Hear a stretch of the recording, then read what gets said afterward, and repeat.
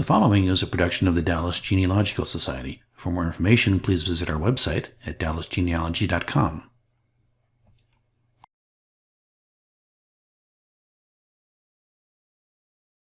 If you guys could put yourself on mute, we're going to get started. And I'd like to welcome you to the German Genealogy group from the Dallas Library. The first thing I want to mention, this is a paid conference. You have to pay for this, and it's a couple $100, or I remember the price right now, depending on the package. But this is an international German genealogy partnership, and this is an excellent conference. It's been twice in the U.S. This was supposed to be the third time, and it was going to be in Cincinnati, and of course it's not for obvious reasons. And so what it is, it's going to be virtual again. So you can go to the IGG partner.org, which is down here, and you can look at what the speakers are going to be. These are international, well-known speakers from the genealogy world. These are the best. Not excluding you, Natalie, just these are some of the worldwide ones here. And so it's just something that would be interesting to attend if you can. Okay, sorry, my cat is like not happy right now. All right, another thing that is coming up is St. Louis Genealogy Society. Their German group is having a session on what day is it, interpreting dates, calendar changes. This is free. You have to email germansig@stlgs.org to get on their list so that you can get the Zoom session information, okay? Another one that's coming up, come on, computer. Where is this not going? There we go. Is the Dramatic Genealogy Society of Minnesota. This session is What's in a Name, Deciphering German Given Names and Nicknames. This one, the only members get the handout for this one, but it is free to watch if you're interested, okay? And if you go to ggsmn.org, you'll be able to see their presentations. Family Search is having something April 1st on Hessian soldiers, their history and how to find them in American beginner, German beginner. It's April 1st. And if you go to the Family History Wiki, and you can look at the class calendar for April of 2021. Excuse me. This is free, of course. Family Tree University, this is a paid 4-week course that they're offering on exploring German genealogy. And you just go to university.familytreemagazine.com and you'll see information on this course. Our next meeting is going to be May 8th at 10:30 in the morning. It'll be a virtual meeting, as we've been doing. And we'd like to have this as more of an open session to hear about your recent discoveries or success stories, brick walls, questions that you have, and just kind of be an open discussion. And we'll have a few things to share, but obviously we want to hear from you and have an open discussion. So please join us next month. Okay. Come on. Find out when that's up. There we go. It's not going again. What is going on with this PowerPoint? There we go. Okay, we do have a Facebook group, and you can get to it by just putting in German Genealogy Group of North Texas, or you can use the link provided here, which is facebook.com/group/DGSGGG. And I've been posting some things recently. The German Genealogy Societies have been having a once-a-month English session for different areas in Germany. So, for example, they had Hessian, about all the societies and how they cover Rhineland-Pfalz, which I didn't understand that, but they do in their Genealogy Society. And they're explaining all this in English, and they're explaining where you can get help. They're explaining their websites and how to use them all in English. So they've been awesome. And I keep posting them in our Facebook group. So hopefully there's one that interests you. because they're very, very good. So before we go on, I want to put up a poll because the Dallas Society would like to know if you're currently a member or if you don't know or not. So we appreciate you responding to the poll. And they're launching the poll.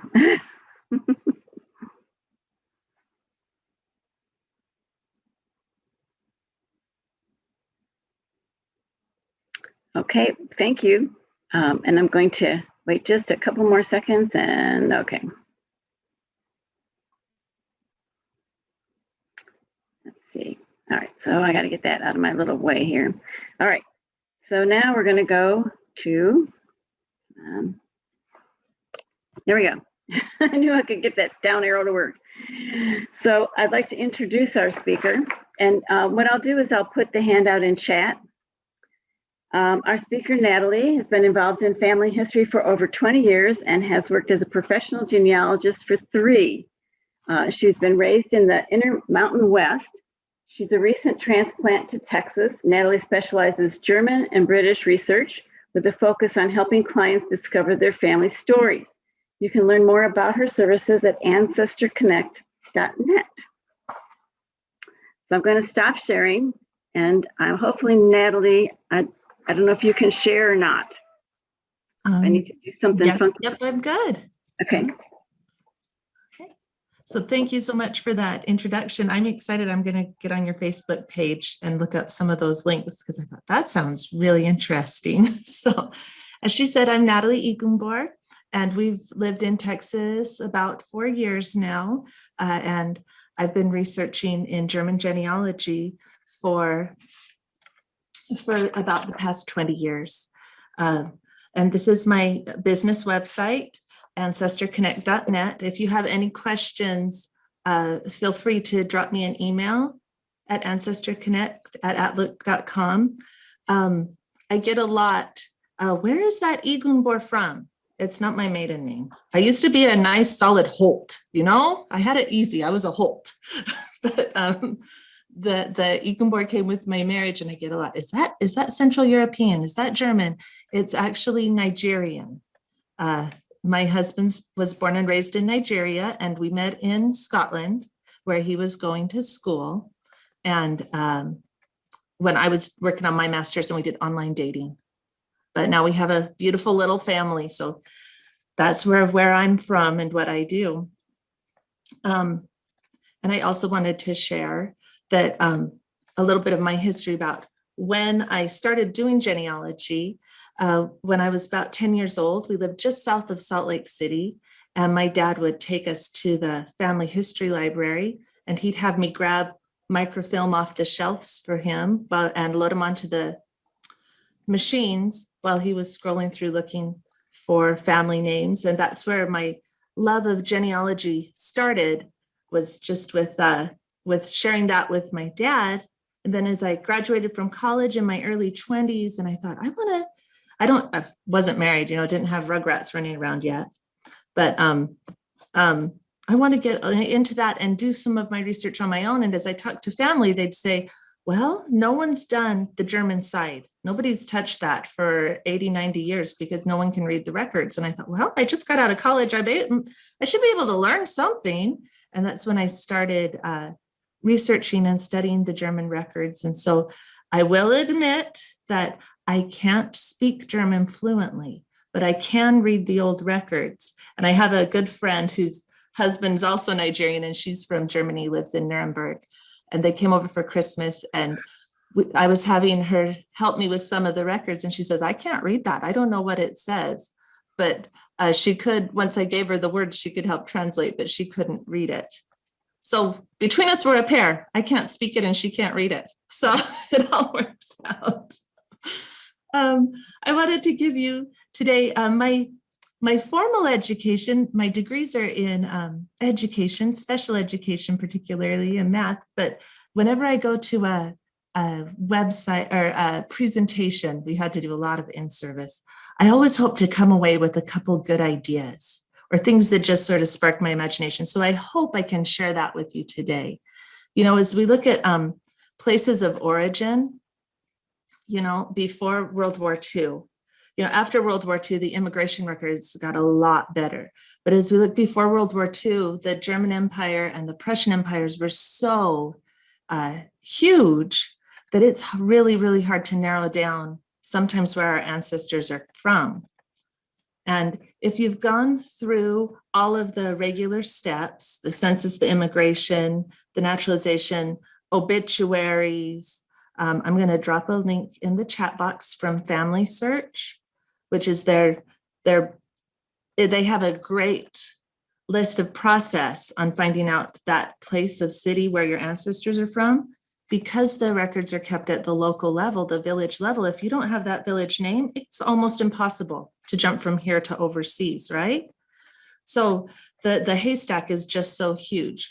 But using some surname websites, a website where you can find out where people live with that surname, it can at least sort of sometimes help narrow down the size of the haystack. So instead of searching the whole country of Germany for a random name, sometimes it'll help narrow down to the county or village or region where they're from. One of the drawbacks with the surname websites is that it only shares the current prevalence of surnames, like where people with that name live now. But as I learned in my college classes, 75%, and this is present day, 75% of our low SES population, our low socioeconomic, our low income, never travel more than 30 miles from the place they were born, and especially when we're talking about 100, 200 years ago, when they didn't have cars or freeways or airplanes or trains connecting every village, and everybody was a farmer or a baker or a blacksmith. Traveling far from where you were born was not common. It's, the old saying, it's either 30 minutes or 3,000 miles. And our ancestors that came to America were the exception, that they left those places to come here and that they were the adventurers. But there's probably still many of those same surnames right in the region where that family was originally found. These websites can also help with the handwriting. If you find a name and you just can't transcribe it, you can type it in and say, is this name even in the region I'm looking for? Or do I need to try to read it another way? And it also helps with alternate spellings, because in Germany, the first dictionary didn't come out until right before World War II. Spellings were not consistent or set in stone like they are now, and it would change generation to generation, from priest to priest. So often in the last names, it would change spelling. And I had an example of how we still have invented spellings today in many ways. This was a note from a student I got a little while ago, and her mom started out and then she wrote at the bottom, "You're pretty as a latte." I thought, oh, I'm pretty as a latte. I'm not brown, that's my husband. Latte. She didn't give me a Starbucks gift card. It's not a joke. Did she mean, it took me over a day to figure out what she wrote on there. You're pretty as a, did she mean late? Late doesn't make any sense. Oh, she meant lady, like a woman. She meant pretty. And I think often in those church records, that same thing happens. E for Y, except in Germany, it'll be I for Y. T and D and B and P will all switch around, and those spellings change. And these websites will give alternate spellings that can be really helpful. Mr. Messner was talking as we came in that he's used Geogen a lot, and he really enjoys the version 3 more. So I know some of you probably have a lot. If you've got more, I will be the first to admit I do not know everything in the world about German research. So I'd love your opinions, but I love this website because it can show you where the surnames are most popular. It shows you an alternate spelling for the surnames. And this was the Buck family one that I did. And I have seen all of these alternates down here, even the BUCH book and up to Buick for buck, and it's the same family, it was just spelled wrong. And then you can drill down to the county level. And let me drop that link into the chat box. It's also on the handout if you want to try it out, but it's a great place for finding last names in Germany. Let me see. Oh. Yeah. Pop up the right box. So here's the Geogen link. And I wanted to show you a couple of those features on that. Now, it's not very helpful for the Myers and the Schmidts and the really common last names, because you can see they're spread out all over the country. Okay, but it does help if you've got a little bit more unique last name. My 4th grade teacher was a Schwendemann. And as you look, if she doesn't know the exact village that she's from, you can see right there, it's in the corner of Baden. And you can narrow that down and it will tell you the county name over here on the left-hand side. As you highlight it, it'll tell you the county name, the crease where it's located, and it can narrow down that haystack a lot. Besides just being interesting, you know? And this one didn't have any alternate spellings on it, just Schwendemann. But as I showed with the Buck family, there's a lot of alternate spellings that can be used sometimes. And it will search for those alternates too, which is really helpful. So, is there a last name we should try? Anybody want to try one of their family names? Strumke. Let's put it in.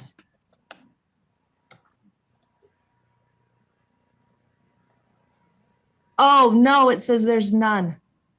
Okay. Did you get anglicized? Don't think so. Don't think so. How about Rumbaugh? Rumba? Yes. Now, one variation I know is Rombaughh. B-A-U-G-H. Let's see. That's an old variation. Oh. It's got some variations. It says rump or rump. I know. Well, now this isn't being very helpful. There's another one I'm going to show you that goes a little bit more. Okay. How about Drayman? D-R-E-Y-M-A-N. Uh-huh. Oh, that one is right from this crease right here. And here's some alternate spellings, a lot of alternate spellings for you that it might come up as. I've tried it on other maps and didn't get anything. So. Uh-huh. It looks like it's all from right here in this other, right in this crease, Osterode am Harz. Okay.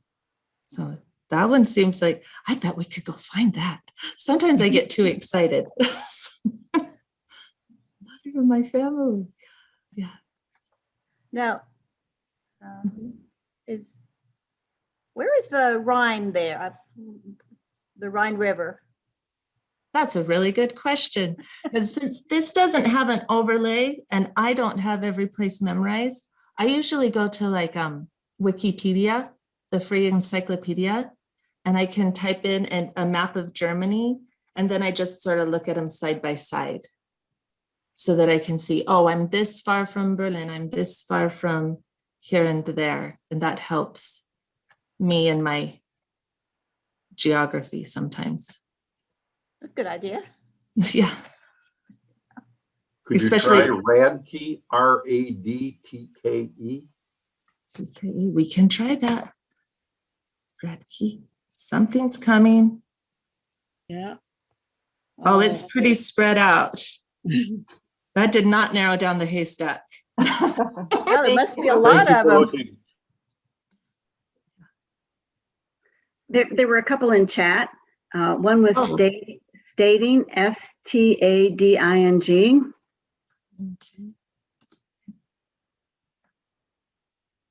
Oh, that one didn't come up with anything. Okay, another one was B as in Bob, Loeming. Okay, blooming. Ooh, there's some down in Baden and up here in the northern part. So it's only, that's in very few places. And this one I like because you don't have to type an umlaut. You don't need the little symbols over the top and it will still come up with the name. Is this address in your handout? It is in the handout. You can click on it. And I also put it in the chat.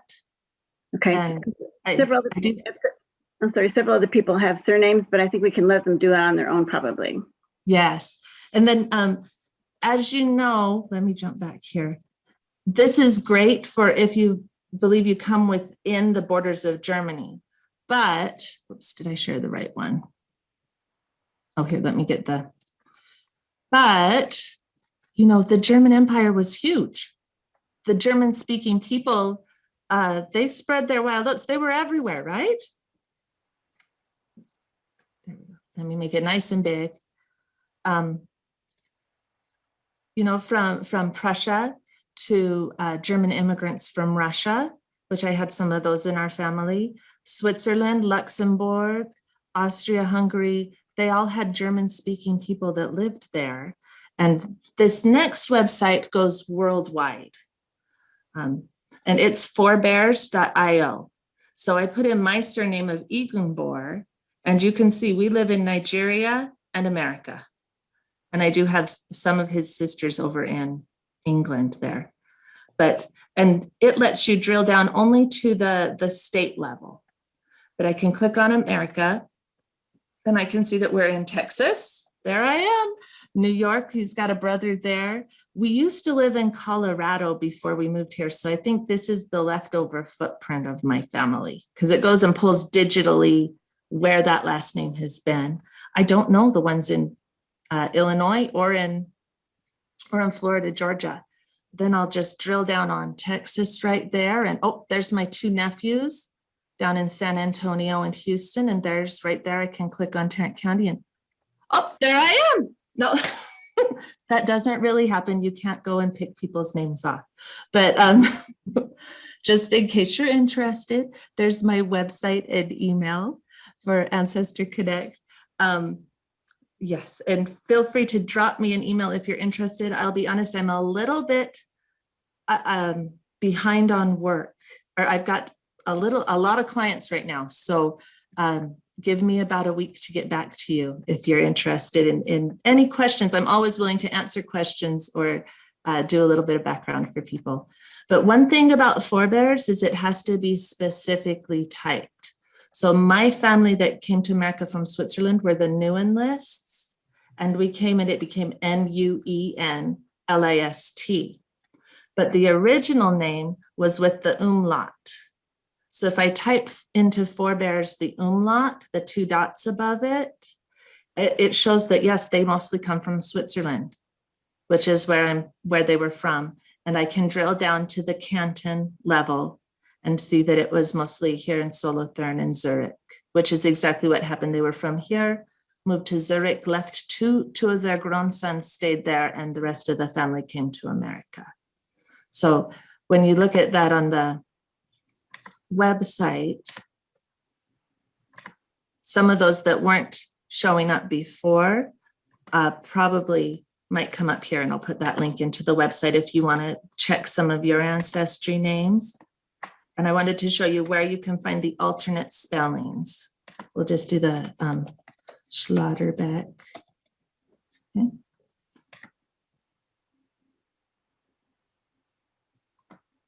And did I come to the homepage? So currently you can see it's USA, Germany, a little bit of Canada, and that they're mostly from Baden-Württemberg. But there's a lot in Bavaria too. Now, since you know it's in Germany, you could go use the Geogen and see if that narrows it down some. And then let me go back to where you can find, it's a hard one to navigate as far as where you're going. But it has here where you can get the alternate spellings.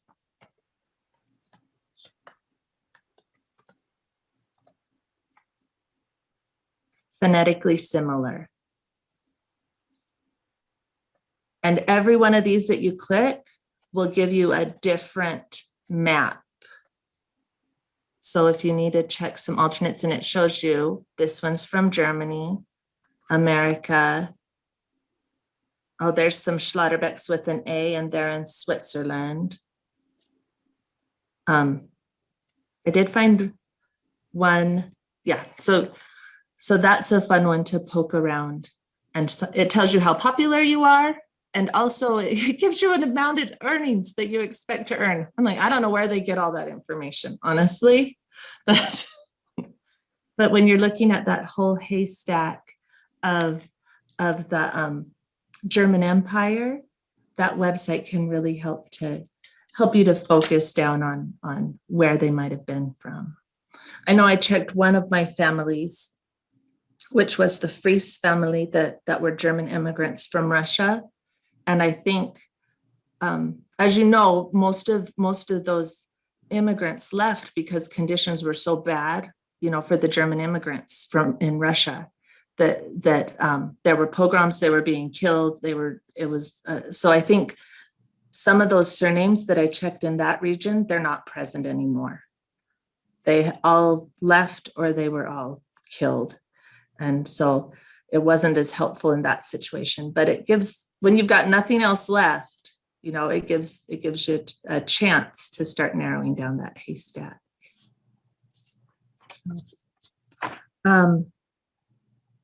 All right, so then the other thing I wanted to share with you this afternoon, any questions about surnames and that sort of information?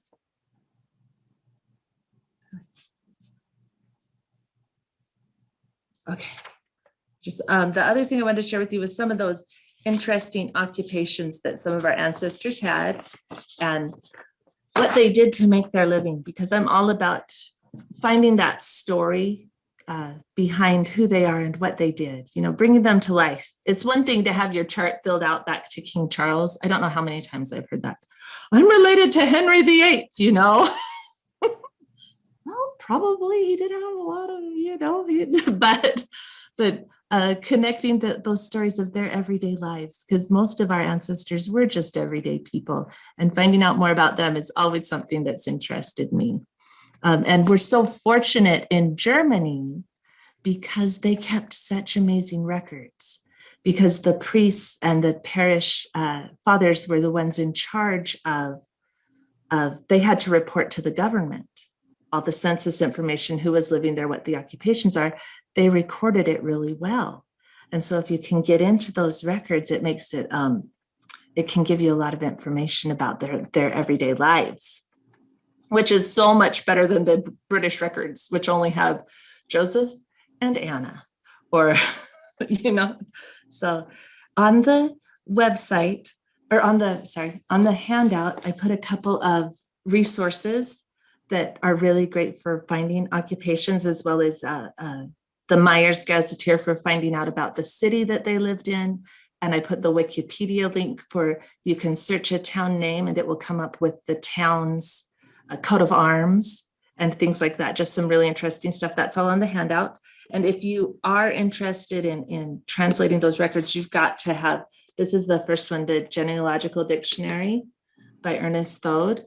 And it's about $45 online, but it is a great resource for translating those records as you get started with that. So there's a couple ways that those occupations can be really helpful to us as we try to find out more about our ancestors. One of those is just to confirm parentage. If you don't have a parent's name, you're searching about 20 years back for their birth from when they were married, and if you don't have those parents' full names, the occupations did get passed down. So it's one link to help confirm that, yeah, this is probably the right person. It also helps with these small villages, which they all were, or not. Many of them came from these rural villages, and they had the similar last names, and their cousins shared the same name as them because they named in patterns. They'd have their first name be a often they'd have a first name be a grandparent's name, and then they'd go by their middle name sometimes. So in the same name, you could have 3 of the same men running around it, especially if they're named Johann or Johannes, and their names would change from census to or from record to record. Well, let me see. I've got the Germans didn't have censuses like we had here in America, but there were censuses by place, depending on where you're researching. Hanover had a big census that they did for everyone, usually at the county record in about county level. When you hit the 1860s, you can usually find a county level record that would list births for 10 years county-wide type thing.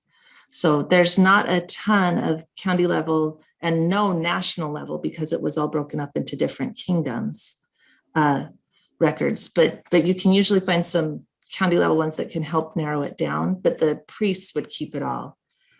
And then this one from Prussia, Breslau was there.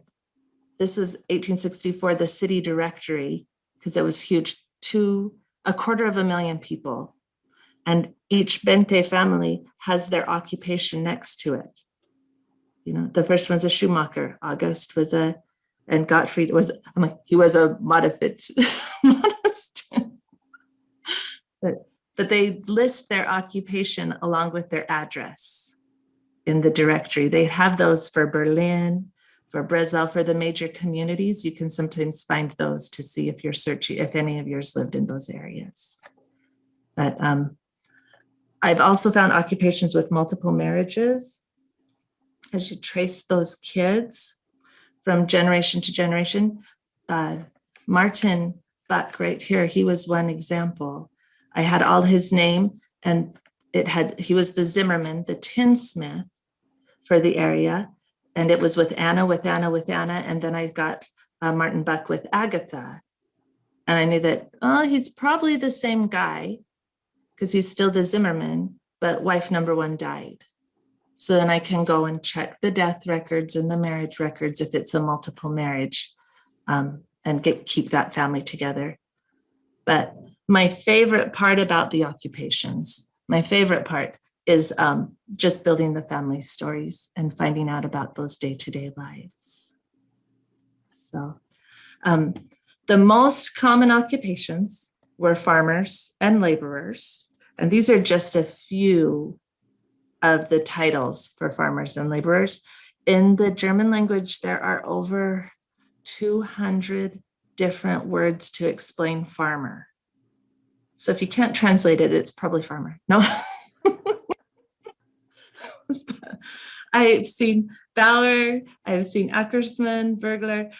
This Bauer is a quarter plot farmer owner, and I've seen that one. So he didn't own a whole plot. He farmed for his family on a quarter plot. I don't even know how he did that. And I've seen the word for an 1/8 plot. I haven't seen it in real life though.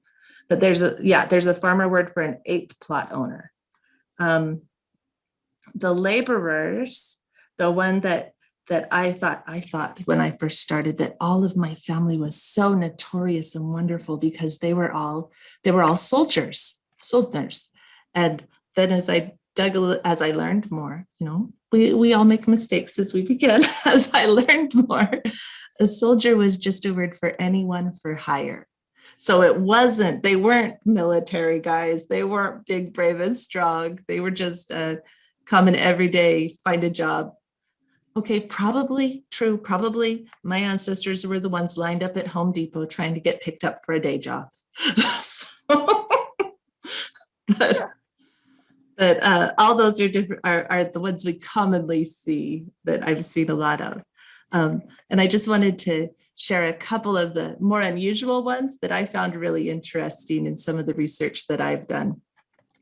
This was Hans Martin Holler from Schuro-Württemberg, and he was one that it helped a lot because his name kept changing in every record.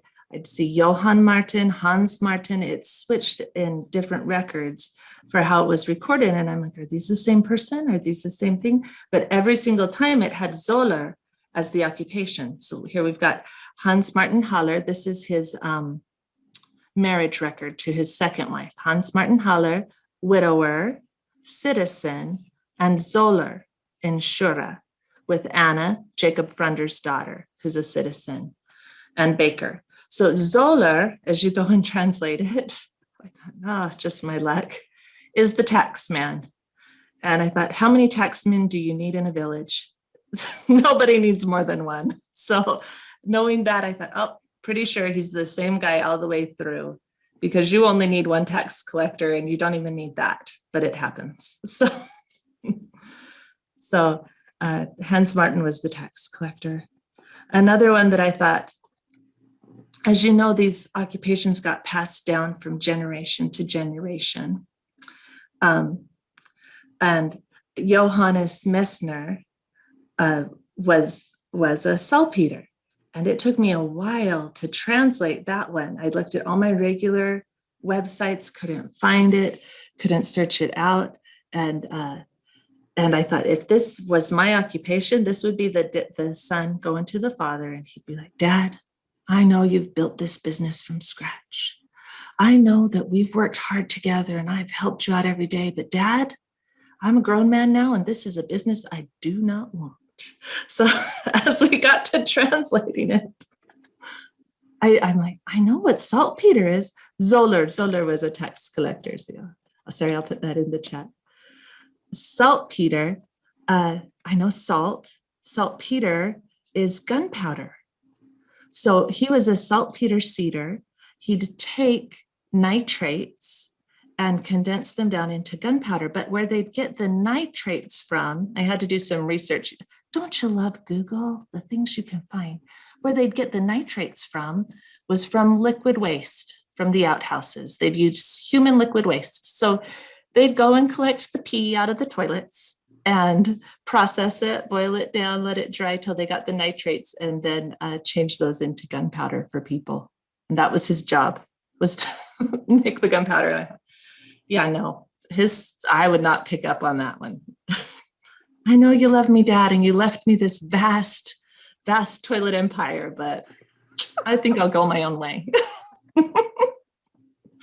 So, now many of the occupations, so this is a family register record. I love family registers. They are just a wealth of knowledge. Were compound words, to describe what they did.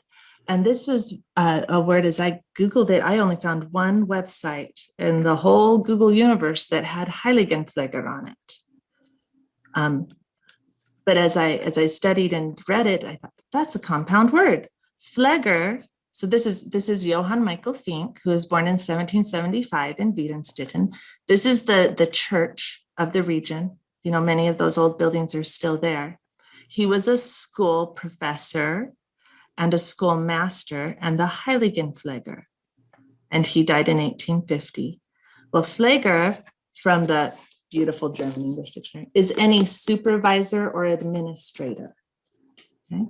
And Heiligen, if my fourth grade teacher, Mrs. Schwendemann, taught us, Stille Nacht, Heilige Nacht, Heiligen means holy.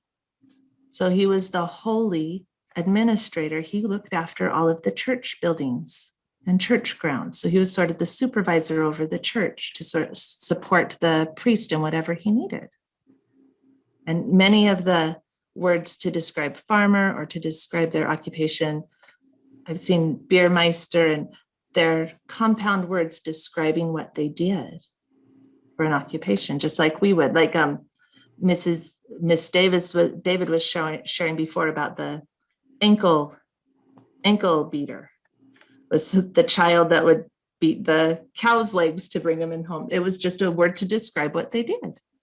So just to wrap up, I have to share my very favorite one, because we never want to leave the women out, even though all of the women's occupation was Hausmutter or spinster. we didn't get a chance to share an occupation. I have to share one of my favorite women that I've researched, and that's Maria Lill, who was born in 1693. And we don't have her birth record because the records don't go back that far, but we have her death record. She was a third wife. The first wife had 6 children and then she died. The second wife had 5 children and then she died. And Maria was the third wife and took up caring for Christoph Schiebel's family. And she had 2 sons, and her first little baby died at 16 days old. And then she had the daughter, and the second son died at 9 days old. And the daughter was grown to adulthood, and that's who I'm descended through, is Maria Lill and Christoph Schiebel's daughter. And she died at the age of 80 in 1773. And although I don't have, she didn't have an occupation, in the death record in Germany, in the town, it does have the scripture that the priest spoke over her grave and at the service for her funeral. And that's always any little detail, right? To make these people come to life. And I thought, I have a Bible, I can look that up. and the priest spoke at her grave, the scripture, Isaiah 66:22, which says, "As the new heavens and the new earth, which I will make, shall remain before me, saith the Lord, so shall your seed and your name remain." And I think that is the reason we do genealogy, right? To make those connections and to help their names remain. The Lord remembers them all. And when we bring a piece of that into our lives, and that helps their names to remain forever. And I just was so touched by that when I read about how she would never be forgotten. And then 300 years later, as I'm doing research, and I found her name, and she will never be forgotten again, And I think that is the blessing of what we do as we put families together. So I appreciate you letting me come and speak with you today. Are there any questions I can answer or things you'd like to share that we've done?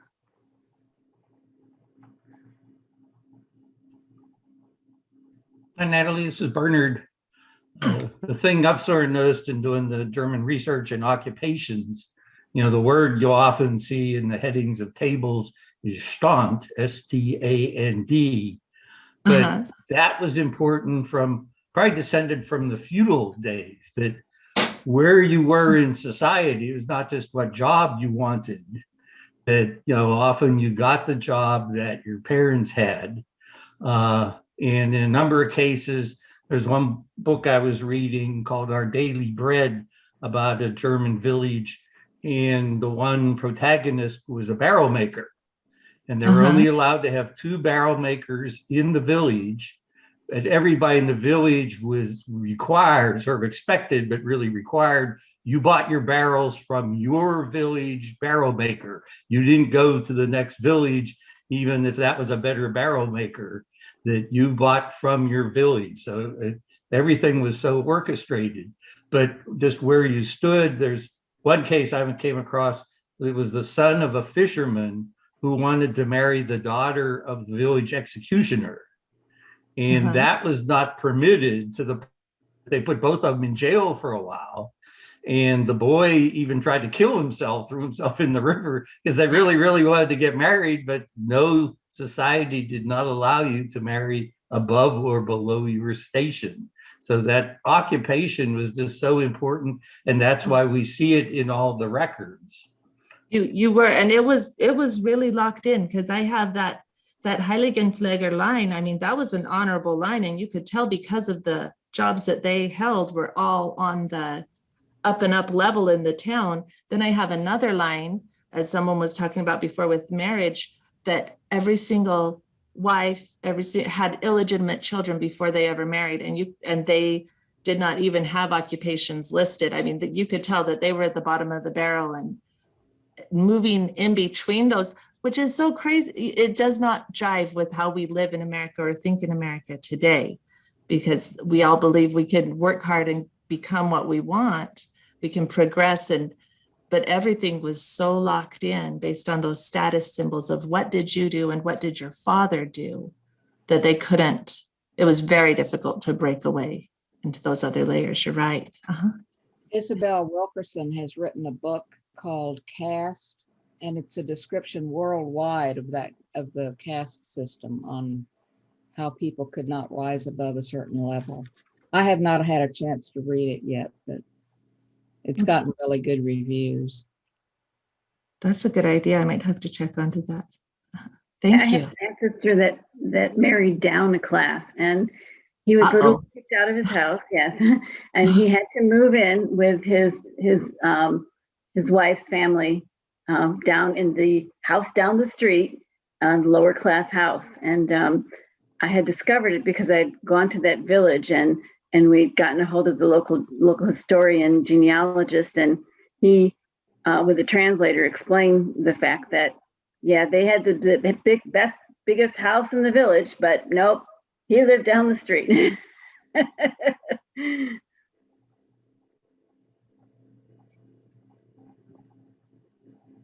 Yeah, that did happen. I had a family that I had in England that I was researching, and they were the family of the manor. And the manor's name was, their name was the title of the home, but he was the grandson or great-grandson, and he lost the fortune. And he was living in a little rented shack with his wife and kids, and another family was in the manor house, but it still has their name on the manor house, but it was not theirs anymore. He lost it. I didn't see any other questions in the chat. Does anybody else have any other questions? This was a really, really, really interesting presentation. I appreciate it. Thank you. I'm so I agree. glad for the Awesome. opportunity to be sharing, to be here today. Thank you so much. Thank you. Thank you. Thank you very much. It was really interesting. It tells me how much I have to learn. Oh, well, like I said, we're all learning. There's, like I thought they were noble soldiers, but we're all learning every day. And Natalie Bernard again, you're also mentioning the compound words that are so common in Germany.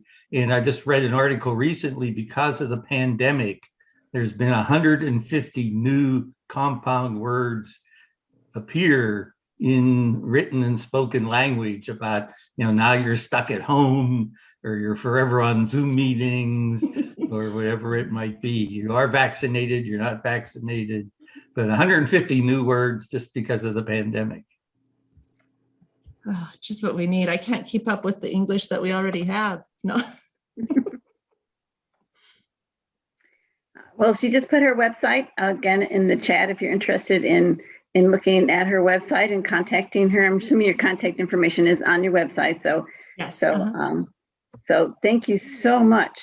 Really appreciate it. You're Very welcome. much. Thank you.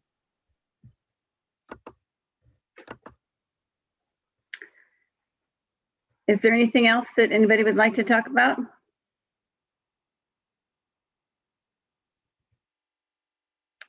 We're getting lots of thank yous.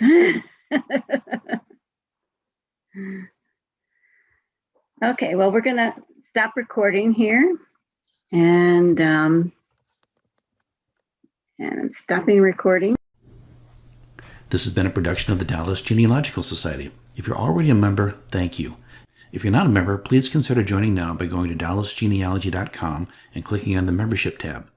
Your membership dues will help us support the genealogy section of the Dallas Public Library, and it will allow us to continue our education and preservation efforts.